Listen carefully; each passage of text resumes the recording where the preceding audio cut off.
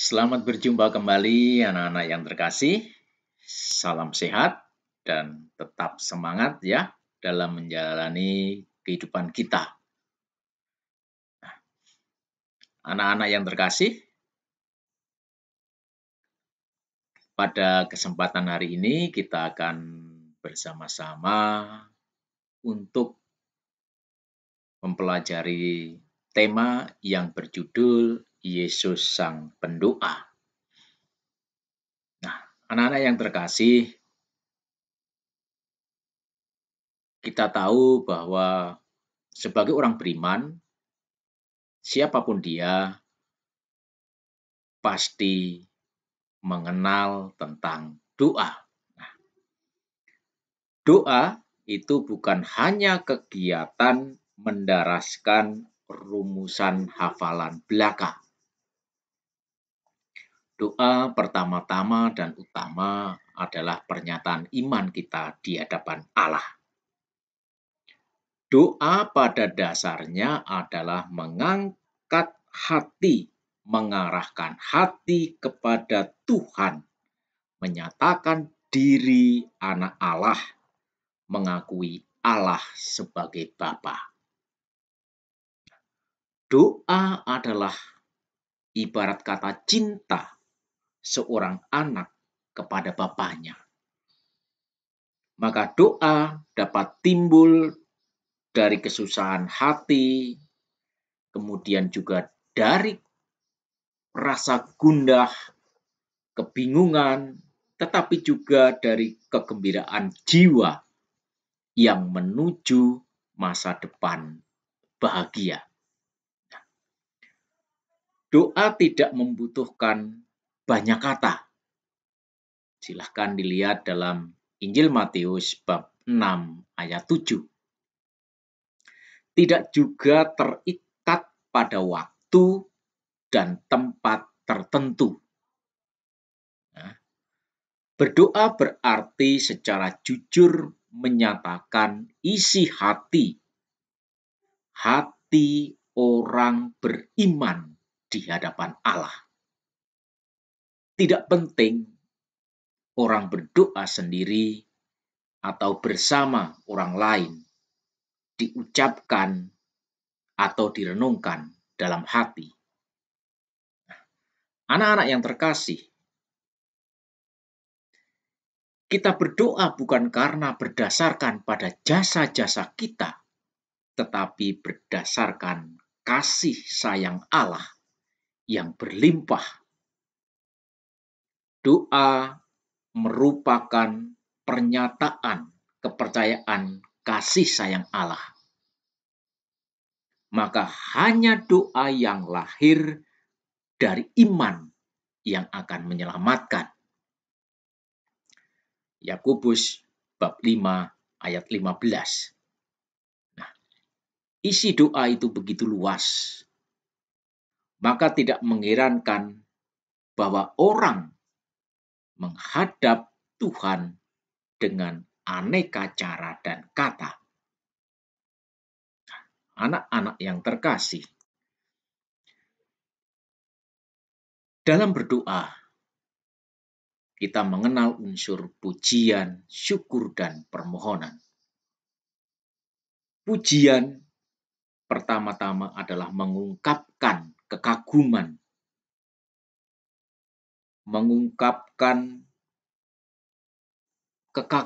kita atas kemuliaan, keagungan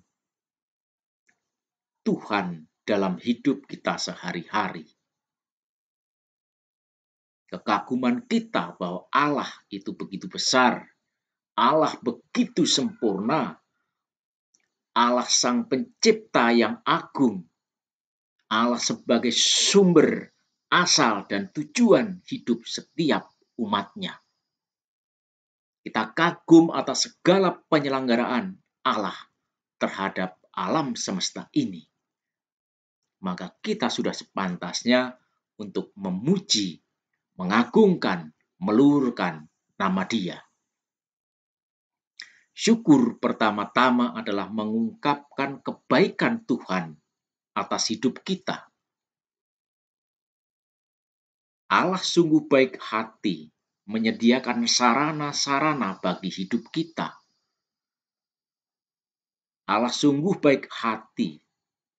Dia rela turun ke dunia, masuk dalam dimensi ruang dan waktu, merasakan suka duka hidup manusia. Solidaritasnya sungguh luar biasa, sehingga dia menganugerahkan putranya yang terkasih, Tuhan kita, Yesus Kristus. Kemudian unsur permohonan. Anak-anak yang terkasih, doa permohonan bukanlah minta-minta. Dalam permohonan diakui dan dinyatakan kelemahan dan kemiskinan manusia. Maka pertama-tama yang dimohon adalah pengampunan dan belas kasihan Tuhan, sebab dosa manusia merupakan sumber kemalangan yang terbesar. Tidak hanya itu, manusia atau kita sebagai orang beriman juga memohon kekuatan untuk menerima hidup seadanya, kekuatan untuk berjuang terus dalam menghadapi hidup di dunia ini, baik bagi dirinya sendiri maupun bagi orang lain.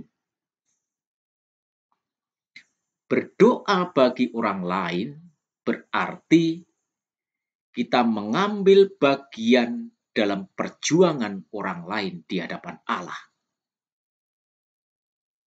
Maka doa tidak pertama-tama memohon atau meminta pemenuhan atas kebutuhan kita, melainkan upaya kita menemukan kehendak Allah. Melalui doa, kita berkomunikasi dengan Allah untuk mendengarkan kehendaknya. Dengan demikian, bahwa yang utama sekali lagi bukan pemenuhan kebutuhan kita, melainkan supaya kita terus-menerus dapat hidup sesuai dengan kehendak Allah. Nah, anak-anak yang terkasih, dalam berdoa, Tuhan Yesus menjadi teladan kita. Pertanyaannya, mengapa Tuhan Yesus menjadi teladan dalam berdoa? Mari kita simak baik-baik penjelasan berikut ini ya anak-anak. Kenapa Tuhan Yesus menjadi suri teladan kita dalam berdoa? Pada umur 12 tahun, ia sudah berkata kepada Bunda Maria dan Yusuf bahwa ia harus berada di dalam rumah Bapaknya. Lukas bab 2 ayat 49. Hubungan dengan Allah Bapa, hubungan Tuhan Yesus dengan Allah sebagai Bapanya menentukan seluruh hidupnya dan terungkap dalam doa-doanya. Mari kita simak Injil Matius bab 11 ayat 25. Aku bersyukur kepadamu, Bapa, Tuhan langit dan bumi, bahwa semuanya itu Engkau sembunyikan dari orang bijak dan pandai, tetapi Engkau nyatakan kepada orang kecil. Betapapun sibuk, jadi sekali lagi betapapun sibuk hidupnya dengan pewartaannya dan pelayanannya, ia selalu menemukan kesempatan untuk berdoa. Ia naik ke atas bukit dan berdoa seorang diri. Matius 14 ayat 23. Nah, anak-anak yang terkasih, doa bagi dirinya merupakan penghayatan kesatuan dengan Bapanya. Di kebun zaitun, Tuhan Yesus berulang kali menemukan ketentraman hati dalam kesatuan dengan Bapa. Ia mempersembahkan doa dengan permohonan dan ratap tangis dan keluhan Dia yang sanggup menyelamatkannya dari maut. Surat Rasul Paulus kepada jemaat di Ibrani bab 5 ayat 7. Anak-anakku yang terkasih, akhirnya ia menemui kedamaian juga dalam ketaatan total kepada Bapa. Oleh Roh, ia mempersembahkan diri kepada Allah. Ibrani bab 9 ayat 14.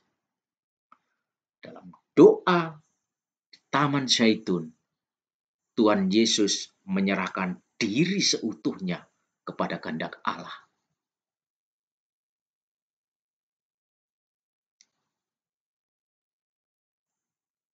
Tuhan Yesus menyatakan, biarlah semua itu terjadi karena kehendak Bapanya.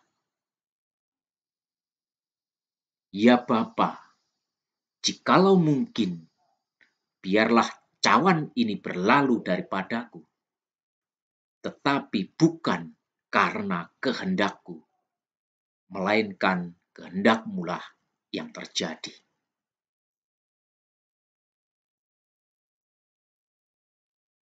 Doa Tuhan Yesus ini juga sangat mirip dengan apa yang disampaikan oleh Bunda Maria ketika menerima pewartaan dari malaikat Gabriel. Terjadilah padaku menurut kehendak-Mu. Ini seharusnya menjadi inspirasi bagi kita dalam berdoa.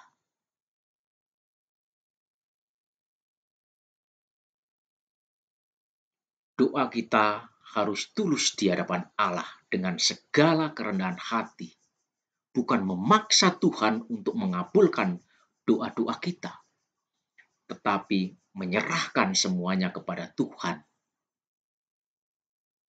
Biarlah Tuhan yang memenuhi segala kebutuhan kita. Kita serahkan seutuhnya kehendak Tuhan. Apa yang terjadi bagi kita, terjadilah padaku menurut kehendak-Mu.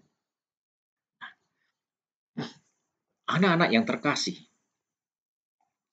dari kenyataan tersebut, tampak bahwa Tuhan Yesus adalah pribadi yang suka berdoa. Seluruh hidupnya dan karyanya dihayati dalam kesatuan dengan Bapanya. Dengan kata lain, sebagai seorang pendoa, Tuhan Yesus melihat hidupnya adalah suatu doa yang dipersembahkan kepada Bapanya. Silahkan dibandingkan dengan Injil Lukas bab 11 ayat 1 sampai 13. Maka setiap saat Tuhan Yesus tidak lupa mencari tempat yang sunyi untuk berbicara dengan Bapanya. Setelah sepanjang hari Tuhan Yesus melakukan karya-karyanya, Dalam doanya, Tuhan Yesus selalu menyerahkan seluruh suka dukanya kepada Bapanya.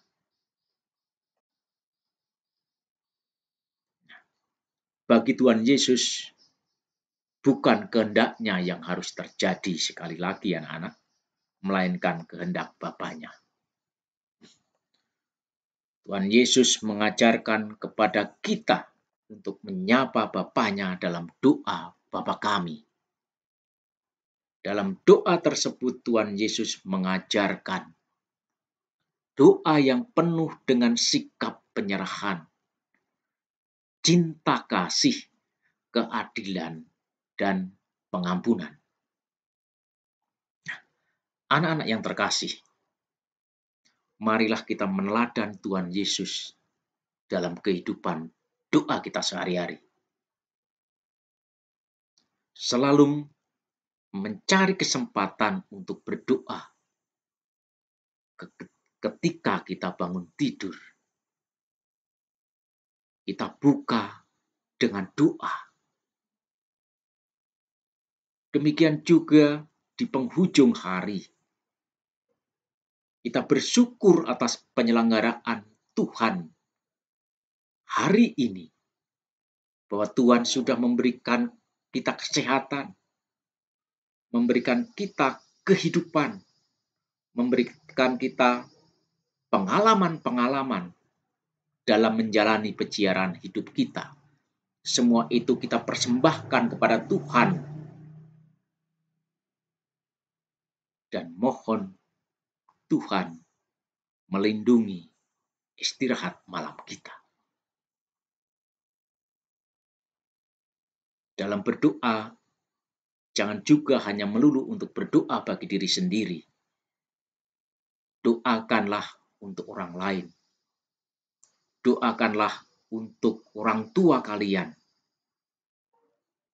untuk kesehatannya, untuk perjuangannya dalam mencari nafkah bagi hidup kita, untuk suka dukanya dalam pekerjaan, suka dukanya dalam merawat keluarga kita, dalam mendampingi kita. Kita berdoa untuk orang tua kita.